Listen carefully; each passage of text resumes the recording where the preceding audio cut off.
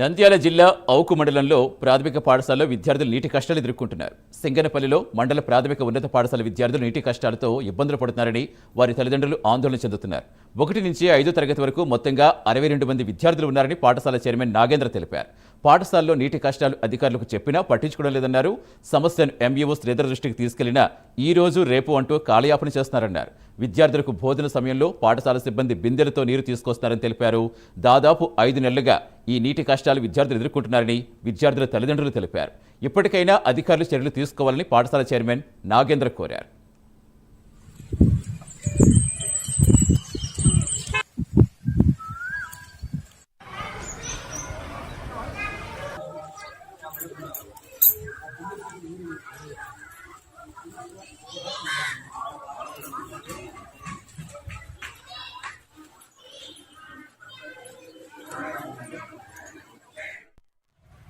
Water మాకు సమస్య అవుతుంది 5 నెలల నుంచి. ఇక్కడ పంచాయతీ కార్యదర్శి నాగలతమ్మ చెప్పినా కానీ పట్టించుకోవడం లేదు. అవుకు ఎంఈఓకి చెప్పినాము, ఆ సార్ కానీ చూద్దాం లేని రాడు. మా స్కూల్ ప్రెసిడెంట్ కూడా ఆయన పట్టించుకోవడం లేదు ఊరు అసలు.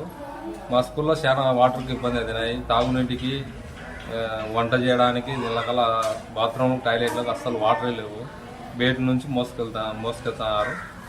ఈ పేరెంట్స్ వచ్చి మా మీద గొడవ చేస్తున్నారు. ఈ పంచాయతీ కార్యదర్శికి ఎన్ని మార్లు చెప్పినా కానీ నిర్లక్ష్య సమాధానం ఇస్తుంది.